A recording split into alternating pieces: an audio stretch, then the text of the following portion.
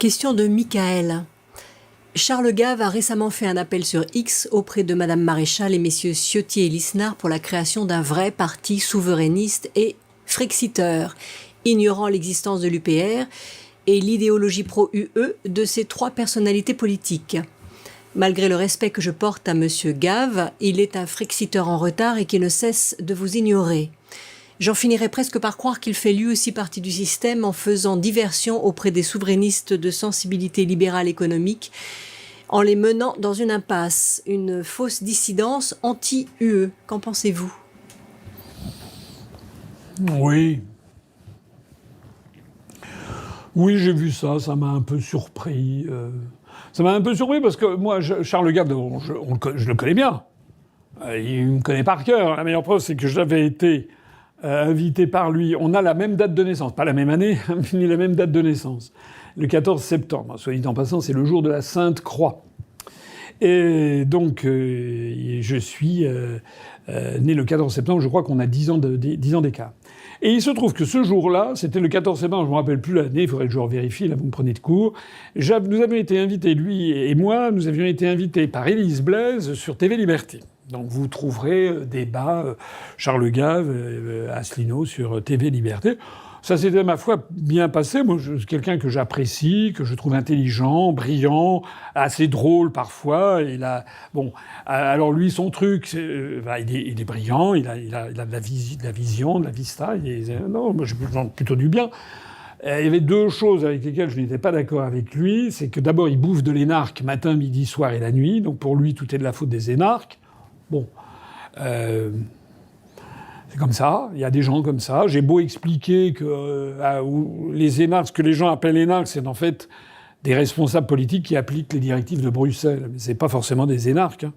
J'ai déjà dit 50 fois que Sébastien Lecornu, Elisabeth Borne, comment il s'appelle, Manuel Valls, Jean-Marc Ayrault, Marlène Schiappa, etc. Tout ça, c'est pas du tout des énarques. Hein.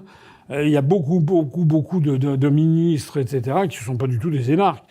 Ce sont des gens qui sont arrivés comme ministres, et c'est normal d'ailleurs qu'il n'y ait pas que des énarques parmi les ministres. J'ai déjà expliqué aussi de nombreuses fois que parmi les 4000 anciens élèves de l'ENA, le public en connaît une centaine ou 200. Tous les autres font leur métier de haut fonctionnaire, qui sous-préfet ou préfet, qui conseiller d'ambassade ou ambassadeur, qui chef de bureau, sous-directeur, puis directeur d'administration centrale dans toute une série de ministères, qui conseiller auditeur à la Cour des comptes, puis conseiller référendaire, puis conseiller maître, qui auditeur au Conseil d'État, puis maître des requêtes, puis conseiller d'État, qui membre des tribunaux administratifs, etc., etc., etc., etc.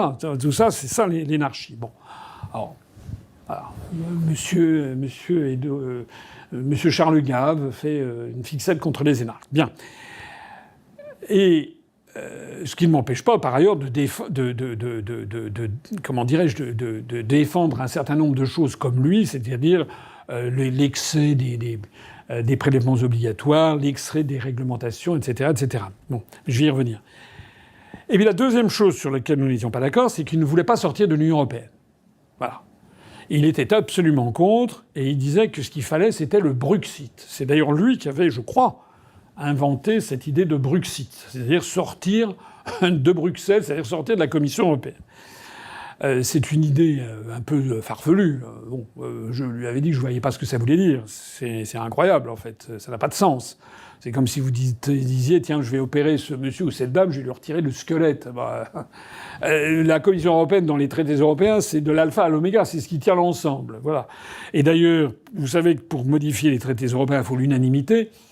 Et que la Commission européenne, elle a notamment pour fonction de répartir l'argent des contributeurs nets vers les bénéficiaires nets.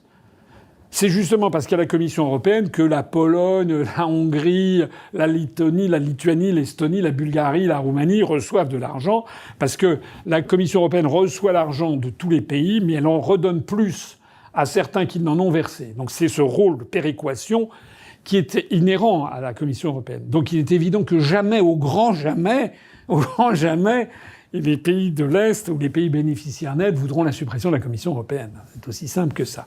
Donc en fait, c'était parler pour ne rien dire. Ce qui avait beaucoup plu d'ailleurs à M. Dupont-Aignan, puisque Dupont-Aignan, qui est toujours à la remorque pour trouver une idée du moment qu'il s'agit de ne pas sortir de l'Union européenne, s'était jeté dessus comme la misère sur le pauvre monde, et Dupont-Aignan avait trouvé génial de se prévaloir de cette idée du Bruxit. Bon. Mais à part ça, on avait des échanges plutôt sympathiques. D'ailleurs, j'étais allé le voir à l'Institut des Libertés, je crois. Il m'avait reçu. Je me demande s'il n'avait pas fait une vidéo, non, peut-être pas avec lui ou avec quelqu'un. Et puis, sauf erreur de ma part, je l'avais aussi invité à une université de l'UPR. Donc voilà. Donc moi, personnellement, Charles Gave, bon, on a des divergences d'approche, mais je le trouvais... Alors, effectivement, on m'a montré ça il y a 2 jours. Je crois que je suis un peu tombé des nues parce que d'abord, j'ai découvert qu'il avait fait son aggiornamento. C'est-à-dire que maintenant, il a fait un tweet long comme le bras pour expliquer qu'il fallait absolument sortir de l'Union européenne et de l'euro. Je ne peux que m'en féliciter. Voilà, c'est formidable. Je suis tout à fait d'accord. Je suis d'accord à 90% de ce qu'il dit. Sur l'agenda de la faillite française, je serais peut-être un petit peu plus prudent que ce qu'il a avancé, parce que lui, il voit ça arriver très tôt, et donc pendant le mandat du prochain président de la République, ce qui est quand même assez probable. Lui, il voit ça dès fin 2017 ou 2028. Peut-être que ça pourrait attendre quelques semestres supplémentaires, mais enfin, en gros, je suis d'accord avec toute son analyse, et je me suis réjoui de voir que, finalement, il disait ce que je dis depuis 19 ans. Je ne peux pas ne pas m'en féliciter. Et j'ai pensé en lisant ça que le temps avait coulé, de l'eau avait coulé sous les ponts depuis qu'on avait débattu chez Élise Blaise sur TVL, où il s'était fait le porte-parole il refusait le Frexit, il voulait sortir seulement de la Commission européenne. Donc j'étais content. Et effectivement, j'ai vu, alors à la fin, la conclusion. Je me suis un peu frotté les yeux. Voilà. Donc il propose, il faut qu'il y ait un parti politique qui propose le Frexit. Alors il le sait parfaitement. C'est comme Philippe de Villiers, des gens qui disent est-ce que Philippe de Villiers... Évidemment, je connais parfaitement Philippe de Villiers. Tous ces gens me connaissent parfaitement. Mais donc il y a une espèce d'agenda caché que doivent se donner et se repasser dans ne jamais parler d'Asselineau. Jamais, jamais, jamais, jamais, jamais. Voilà. Et donc, d'un seul coup, il dit voilà, il faudrait faire pareil d'ailleurs pour des gens comme Natacha Polony, c'est exactement pareil. Donc, il faudrait faire un parti politique pour le Frexit. Et alors, ma deuxième surprise, c'était de voir en effet qu'il recommandait pour animer ce parti politique Éric Ciotti, qui est donc a fait alliance avec le Rassemblement national, et qui est totalement anti-Frexit. Lisnard, qui a créé un petit parti qui s'appelle Nouvelle Énergie, qui est farouchement anti-Frexit, et Marion Maréchal, qui, elle, est pour l'Europe, une Europe blanche et chrétienne, elle l'a dit sous tous les tons. Alors là, je me suis dit, qu'est-ce qui se passe? C'est quand même un peu bizarre. Je note d'ailleurs au passage que ça n'est pas très sympathique non plus pour M. Dupont-Aignan, qui a récemment a changé lui aussi, et maintenant dit qu'il est pour le Frexit. J'ai vu, il a été invité je ne sais plus où, là. Et en fait, il a changé de discours plusieurs fois au cours de la même interview. Il dit qu'il est pour le Frexit, puis après qu'il est contre, puis après ici, on n'y comprend absolument rien. Je crois que ça devient un petit peu problématique, le discours de Dupont-Aignan. Et puis, je vois que Gave n'a pas dit un mot non plus sur Florian Philippot, dont il faut reconnaître que Philippot, c'est quand même, avec peut-être des gens comme Alexandre Juvin-Brunet, Georges Kuzmanovic, il y a quand même toute une série de candidats, de gens qui ont créé des partis politiques pour proposer le Frexit, qui se sont inspirés de l'UPR. Faut pas du tout croire qu'il y en a que 3. Les gens qui veulent faire croire qu'il y aurait Asselineau, Philippot, Dupont-Aignan. Ça c'est voilà. Monsieur Kuzmanovic, c'est un souverainiste de gauche. Et je rappelle que Kuzmanovic, je vois pas pourquoi d'ailleurs il est tenu comme ça, comme s'il était candidat négligeable. Je rappelle que M. Kuzmanovic, en 2022, il a quand même eu 60 parrainages à l'élection présidentielle, quand M. Philippot en a eu 1. Donc je vois pas pourquoi M. Philippot, M. Dupont-Aignan font comme si Kuzmanovic, ils l'invisibilisent. Pareil d'ailleurs pour Charles Gave. Enfin bref, tout ça pour dire que voilà, j'ai été surpris. Alors j'ai vu, on m'a montré ça tout à l'heure, je savais pas qu'il y aurait une question là-dessus d'ailleurs. On m'a montré qu'il y a eu beaucoup de gens qui ont protesté auprès de Charles Gave. Il demande pourquoi il parlait pas d'Asselineau. Il paraît, il a eu cette réponse. Enfin, j'ai vu le truc. Il a dit parce que j'étais socialiste. N'importe quoi. Enfin non, mais n'importe quoi. Enfin, bon, c'est bon. En fait, ce que l'on me reproche, fondamentalement, et ça c'est très grave, et c'est pas seulement Charles Gave, c'est aussi tous ceux qui font semblant de ne pas voir le problème alors que ça fait 15 fois que je l'explique. Il y a quelque chose qu'il faut que les Français comprennent vraiment, là, vraiment. Ouvrez grand vos oreilles et faites marcher, faites turbiner vos méninges. C'est pas très compliqué ce que je vais dire. Je l'ai déjà dit tout à l'heure, donc j'y reviens. En 2005, il y a eu 55% de Français qui ont voté non à la Constitution européenne, qui a donc été rejetée. C'est vrai ou c'est faux? C'est vrai. Sur ces 55%, il y en avait à peu près 30% qui venaient de la droite et 25% qui venaient de la gauche. C'est uniquement parce que des patriotes de droite et des patriotes de gauche se sont retrouvés dans le même vote non que le non a triomphé. Est-ce que vous comprenez? C'est quand même pas un enfant de 8 ans, normalement, devrait le comprendre.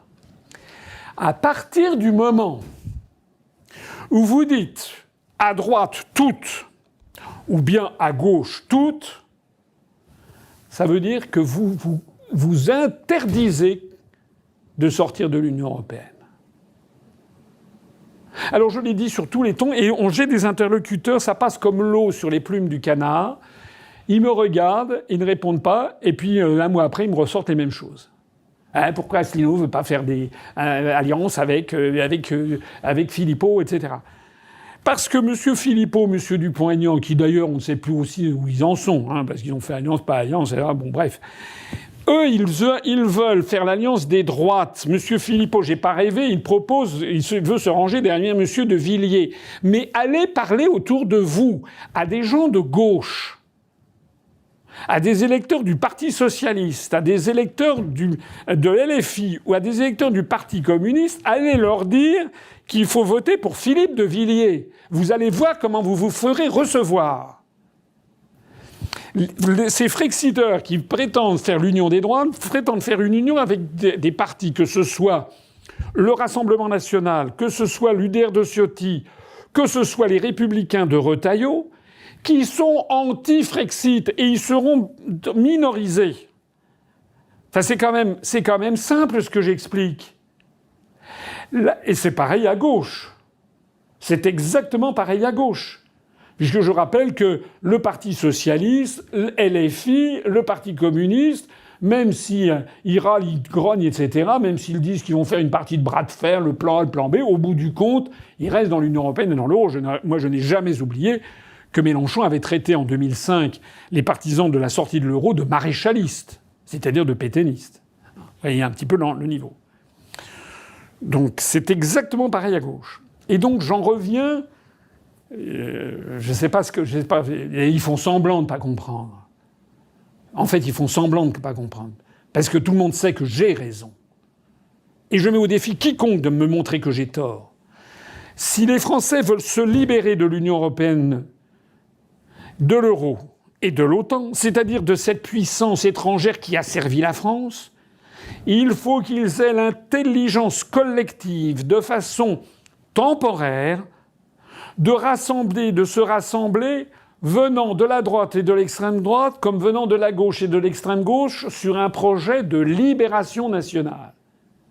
Et je le dis d'autant plus que c'est un des mèmes ou un des schémas, une des récurrences de l'histoire de France.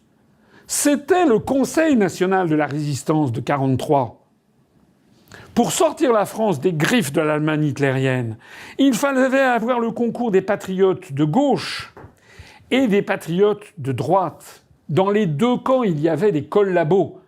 N'oublions pas d'ailleurs que le régime de Pétain, la fin de la Troisième République, et les pleins pouvoirs à Pétain qui ont été votés au casino de Vichy aux alentours du, je sais plus quoi, 22 juin 40, quelque chose comme ça, c'était la majorité du Front populaire qui l'a voté, donc la majorité de gauche. Mais il y avait des gens de gauche, notamment des communistes, qui surtout après 1941, à partir de l'opération Barbarossa, qui ont rallié la résistance, de même qu'il y avait des gens de droite et même d'extrême droite. Des résistants célèbres comme Emmanuel Dessiendorf, qui était une grande famille aristocratique française qui était tout à fait à droite catholique, qui est mort assassiné par les nazis, comme il y a eu les martyrs communistes à Châteaubriand en Ille-et-Vilaine, qui ont été martyrisés aussi par les nazis. Il y avait même la cagoule, c'est-à-dire un parti d'extrême droite, mais anti-allemand, et De Gaulle avait demandé à Jean Moulin qu'il fasse aussi partie du Conseil national de la Résistance. Donc, bon, et je ne remonte pas à toutes les grandes heures de notre histoire nationale.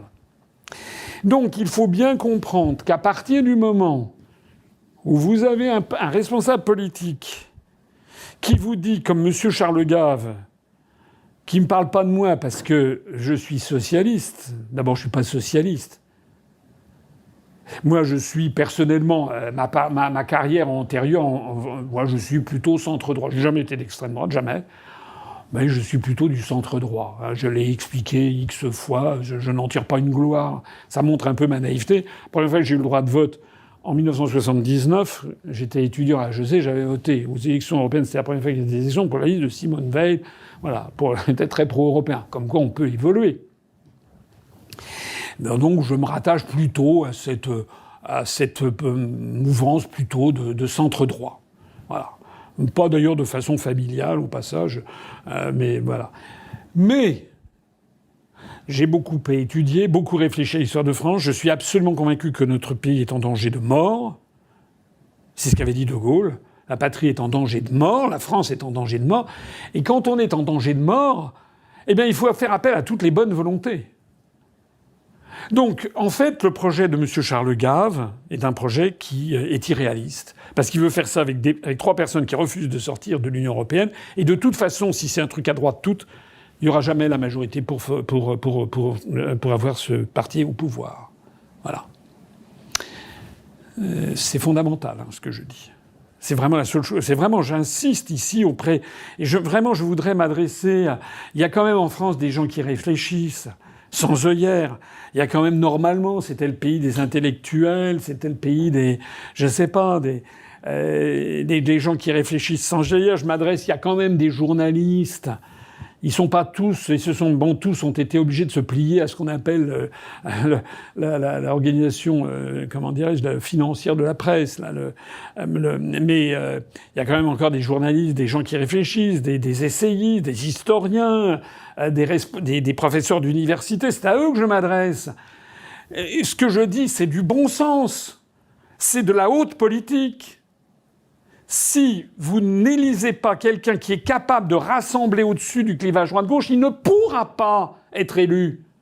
Si on reste dans le clivage droite-gauche, on aura forcément soit quelqu'un de droite, soit quelqu'un de gauche, et on restera dans l'Union européenne, et on aura la retraite à 67 ans, et on aura l'entrée de l'Ukraine dans l'Union européenne, et on aura le conflit avec la Russie, et le conflit avec la Chine, et les délocalisations industrielles jusqu'à ce qu'il n'y ait plus d'industrie en France, et nous aurons l'évasion fiscale des entreprises avec des paradis fiscaux, et nous aurons la woke culture, et nous aurons l'agriculture qui sera réduite à néant, et nous aurons le flux de pesticides, de néonicotinoïdes, et nous aurons un effondrement de la recherche, et nous aurons le fait d'être détestés par l'ensemble du Sud global, etc. Tout ça viendra avec.